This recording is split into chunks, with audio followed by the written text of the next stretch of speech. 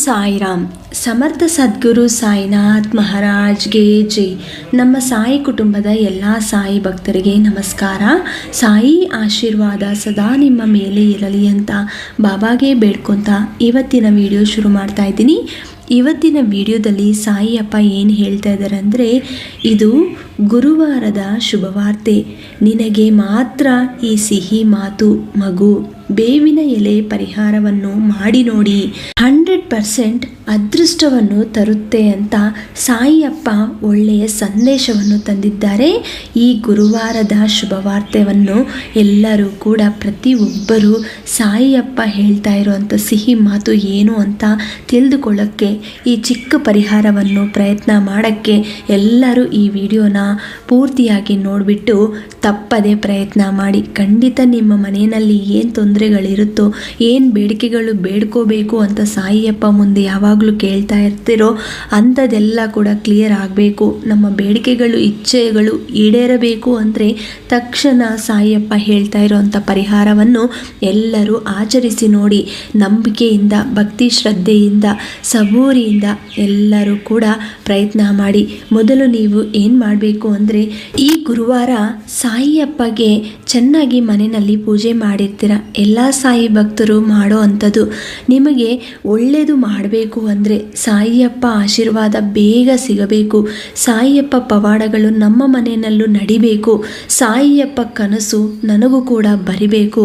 ಆ ಎಕ್ಸ್ಪೀರಿಯನ್ಸ್, ಆ ಪವಾಡ, ಆ ಅದ್ಭುತವನ್ನು ನಾನು ಕಣ್ಣಾರ ನೋಡಬೇಕು ಅನ್ನೋ ಆಸೆ ಇರೋರು ಎಲ್ಲರೂ ಇದನ್ನು ಪ್ರಯತ್ನ ಮಾಡಿ. ಯಾಕಂದರೆ ಇದು ಇವತ್ತಿನ ಸಂಜೆ ಒಳಗೆ ಪ್ರಯತ್ನ ಮಾಡಿದ್ರೆ, ಸಂಜೆ ಒಳಗೆ ಅಂದರೆ ರಾತ್ರಿ 9 ಗಂಟೆ ಒಳಗೆ ನೀವು ಪ್ರಯತ್ನ ಮಾಡಿ.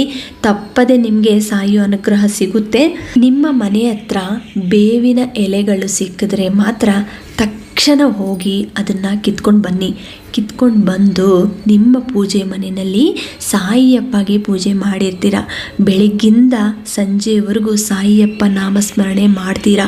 ನಿಮಗಿರೋ ಅಂಥ ಕಷ್ಟಗಳು ಮನಸ್ಸಿನಲ್ಲೇ ಹೇಳ್ಕೊತ ಆ ನೋವನ್ನು ಒಂದು ಕಡೆ ಇಟ್ಬಿಟ್ಟು ಸಾಯಿ ಮೇಲೆ ನಂಬಿಕೆ ಇಟ್ಕೊಂಡು ನಾವು ಪೂಜೆ ಮಾಡ್ತೀವಿ. ಇದೆಲ್ಲ ಎಲ್ಲ ಭಕ್ತರು ಮಾಡೋ ಅಂಥದ್ದು. ಯಾಕಂದರೆ ಅವ್ರ ಮೇಲೆ ನಾವು ಡಿಪೆಂಡ್ ಆಗಿದ್ದೀವಿ. ಸಾಯಿಯಪ್ಪ ನಾವು ಏನೇ ಕೇಳಿದ್ರು ಕೂಡ ತಕ್ಷಣ ರೆಸ್ಪಾಂಡ್ ಮಾಡ್ತಾರೆ. ತಕ್ಷಣ ನಮಗೆ ಏನು ಕೇಳಿದ್ರು ಕೊಡ್ತಾರೆ. ಇವತ್ತು ನಾವು ನಮ್ಮ ಮನೆಯಲ್ಲಿ ಏನಾದರೂ ತೊಂದರೆ ಇದ್ದರೂ ಕೂಡ ನಾಳೆ ಅದು ಸರಿ ಮಾಡ್ತಾರೆ ಅನ್ನೋ ಭಾವನೆ ಇರುತ್ತೆ.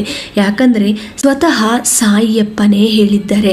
11 ವಚನಗಳು ಹೇಳಿದಾರಲ್ವ, ಅದರಲ್ಲಿ ಅವ್ರಿಗೆ ನಂಬಿಕೊಂಡಿರೋರಿಗೆ ಅಂದರೆ ಸಾಯಿಯಪ್ಪನೇ ಯಾರ್ಯಾರು ನಂಬ್ಕೊಂಡಿರ್ತಾರೋ ಅವರ ಮನೆಯಲ್ಲಿ ಅವರ ಭಕ್ತರಿಗೆ ಅನ್ನಕ್ಕೆ ಬಟ್ಟೆಗೆ ತೊಂದರೆ ಕೊಡಲ್ಲ. ಯಾವತ್ತೂ ಅವ್ರಿಗೆ ಹೊಟ್ಟೆ ತುಂಬ ಊಟ ಸಿಕ್ಕದಂಗೆ ನಾನು ಮಾಡ್ತೀನಿ ಅಂತ ಸಾಯಿಯಪ್ಪನೇ ಹೇಳಿದ್ದಾರೆ. ನೀವು ಇವತ್ತು ಏನು ಮಾಡಬೇಕು ಅಂದರೆ, ನಿಮ್ಮ ಸಮಸ್ಯೆಗಳು ಇವತ್ತಿನ ಪೂಜೆಯಲ್ಲಿ ಯಾರ್ಯಾರು ಮಿಸ್ ಆಗಿದ್ದಾರೋ, ಅಂದರೆ ನಾನು ವಿಡಿಯೋ ಲೇಟಾಗಿ ಮಾಡಿದ್ದೀನಿ, ಅದಕ್ಕೆ ನೀವೇನು ಮಾಡ್ತೀರಾ ಅಂದರೆ ರಾತ್ರಿ 9 ಗಂಟೆ ಒಳಗೆ ಇದನ್ನು ಪ್ರಯತ್ನ ಮಾಡಿ. ಯಾರ್ಯಾರು ಈ ವಿಡಿಯೋ ನೋಡ್ತಾ ಇದ್ದಾರೋ ತಕ್ಷಣ ನೋಡಿಬಿಟ್ಟು ನೀವು ಅರ್ಥ ಮಾಡಿಕೊಂಡು ಪ್ರಯತ್ನ ಮಾಡಿ.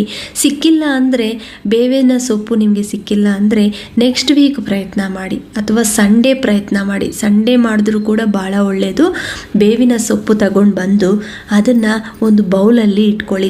ಬೌಲಲ್ಲಿ ಇಟ್ಕೊಂಡು ಸಾಯಿಯಪ್ಪ ಮುಂದೆ ಪೂಜೆ ಮಾಡಬೇಕು. ಈಗ ಬೆಳಿಗ್ಗೆ ಪೂಜೆ ನಿಮ್ಮ ಮನೆಯಲ್ಲಿ ಆಗೋಗಿರುತ್ತೆ. ಸಾಯಂಕಾಲ ಸುಮ್ಮನೆ ದೀಪ ಹಚ್ತೀರಾ. ಆ ಸಮಯದಲ್ಲಿ ಬೇವಿನ ಸೊಪ್ಪು ತಂದು ಒಂದು ಬೌಲಲ್ಲಿ ಇಟ್ಬಿಟ್ಟು ನಿಮ್ಮ ಮನಸ್ಸಿನಲ್ಲಿ ಇರುವಂಥ ಬೇಡಿಕೆಗಳು ಹೇಳಿಕೊಂಡು ಸಾಯಿಯಪ್ಪ ಪಾದಗಳ ಮುಂದೆ ಒಂದೊಂದು ಎಲೆನ ತಗೊಂಡು ಸಾಯಿಯಪ್ಪ ಅಷ್ಟೋತ್ತರ ಶತನಾಮಾವಳಿ ಓದಬೇಕು. 108 ಶತನಾಮಾವಳಿ ಓದ್ಕೊಂಡು ಒಂದೊಂದು ಎಲೆನ ತಗೊಂಡು ಸಾಯಿಯಪ್ಪ ಪಾದಗಳ ಮುಂದೆ ಇಟ್ಟು ನೀವು ಆ ಮಂತ್ರಗಳನ್ನು ಹೇಳ್ಕೋಬೇಕು. ಇದೆಲ್ಲ ಮುಗಿದಿದ ನಂತರ ಸಾಯಿ ಸಚ್ಚರಿತ್ರೆಯಿಂದ ಒಂದು ಚಾಪ್ಟರ್, ಒಂದು ಅಧ್ಯಾಯವನ್ನು ಓದಿ. ಇಲ್ಲ ನಮಗಷ್ಟು ಟೈಮ್ ಇಲ್ಲ ಅಂದರೆ ಅಟ್ಲೀಸ್ಟ್ 1 ಪೇಜು ಓದೋಕ್ಕೆ ಪ್ರಯತ್ನ ಮಾಡಿ. ನಾನು ಹೇಳಿದ್ದೀನಿ, ಗುರುವಾರ ಯಾರ್ಯಾರು ಸಾಯಿ ಸಚ್ಚರಿತ್ರನ ಓದ್ತೀರೋ ಅವರ ಜೀವನದಲ್ಲಿ ಬದಲಾವಣೆ ಅನ್ನೋದು ತುಂಬ ಹೆಚ್ಚಾಗಿ ಕಾಣಿಸುತ್ತೆ. ಇದು ನನ್ನ ನಂಬಿಕೆ. ಯಾಕಂದರೆ ನಾನು ಮೊದಲಿಂದ ಪ್ರಯತ್ನ ಮಾಡಿದ್ದೀನಿ. ಮೊದಲಿಂದ ನಾನು ಅದೇ ಥರ ಫಾಲೋ ಆಗ್ತಾ ಇದ್ದೀನಿ. ಇದು ಬಹಳ ಒಳ್ಳೆಯದು. ಗುರುವಾರನೇ ಅಂತ ಅಲ್ಲ, ಸಾಯಿಯಪ್ಪ ಸಚ್ಚರಿತ್ರನ ಯಾವ ಸಮಯದಲ್ಲೂ ಕೂಡ ನೀವು ಓದ್ಕೋಬೋದು. ನೀವು ಶುದ್ಧಿಯಾಗಿ ಇದ್ದವಾಗ ಅದನ್ನು ಖಂಡಿತ ಓದ್ಬೋದು. ಆಮೇಲೆ ಈ ಅಷ್ಟೋತ್ತರ ಶತನಾಮಾವಳಿ ಈ ಬೇವಿನ ಸೊಪ್ಪಿಂದ ನೀವು ಮಾಡಿದ ನಂತರ ಆ ಬೇವಿನ ಎಲೆಗಳು ಏನು ಮಾಡಬೇಕು ಅನ್ನೋ ಯೋಚನೆ ಇರುತ್ತೆ. ಅದೆಲ್ಲ ತಗೊಂಡು ನೀವೇನು ಮಾಡ್ತೀರಂದರೆ, ಸಾಯಿಯಪ್ಪ ಪೂಜೆ ಎಲ್ಲ ಮುಗಿದಿದ ನಂತರ ನೆಕ್ಸ್ಟ್ ಡೇ ಶುಕ್ರವಾರ ಬೆಳಗ್ಗೆ ಅದು ತೆಗಿಬೇಕು. ಆವಾಗ ಒಂದು ಬೌಲ್ಗೆ ತಗೊಳ್ಳಿ, ಅದೆಲ್ಲ ವಾಪಸ್ ತಗೊಳ್ಳಿ. ಅದರಲ್ಲಿ ಸ್ವಲ್ಪ ವಿಭೂತಿ ಮಿಕ್ಸ್ ಮಾಡ್ಕೊಳ್ಳಿ.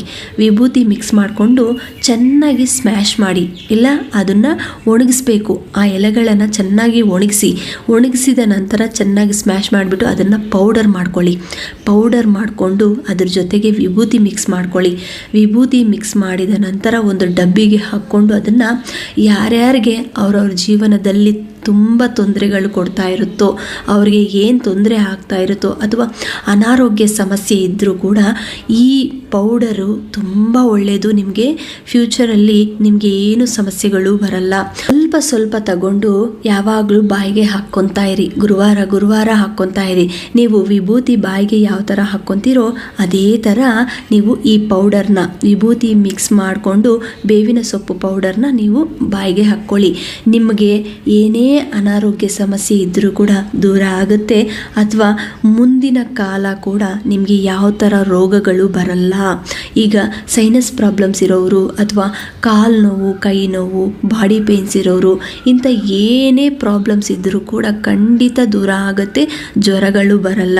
ಇದನ್ನು ಎಲ್ಲರೂ ಕೂಡ ತಪ್ಪದೇ ಪ್ರಯತ್ನ ಮಾಡಿ. ಯಾಕಂದರೆ ಈ ಬೇವಿನ ಸೊಪ್ಪು ನೀವು ಸಾಯಿಯಪ್ಪ ಪಾದಗಳ ಮುಂದೆ ಇಟ್ಟು ಪೂಜೆ ಮಾಡಿದ ನಂತರ ಅದನ್ನು ಪೌಡರ್ ಮಾಡಿಕೊಂಡು ವಿಭೂತಿ ಮಿಕ್ಸ್ ಮಾಡಿಕೊಂಡು ತಿಂತಾ ಇದ್ದೀರಾ. ಅದಕ್ಕೆ ನಿಮಗೆ ಆ ಶಕ್ತಿ ಅನ್ನೋದು ಬಾಬಾ ಅವರು ಕೊಡ್ತಾ ಇದ್ದಾರೆ. ಖಂಡಿತ ನಿಮ್ಮ ಜೊತೆ ಸಾಯಿಯಪ್ಪ ಇದ್ದಾರೆ. ನೀವು ಏನು ಅಂದ್ಕೊಂಡ್ರೂ ಕೂಡ ಅದು ಆಗಕ್ಕೆ ಸಾಧ್ಯವಿದೆ. ತಪ್ಪದೆ ಎಲ್ಲರೂ ಕೂಡ ಪ್ರಯತ್ನ ಮಾಡಿ.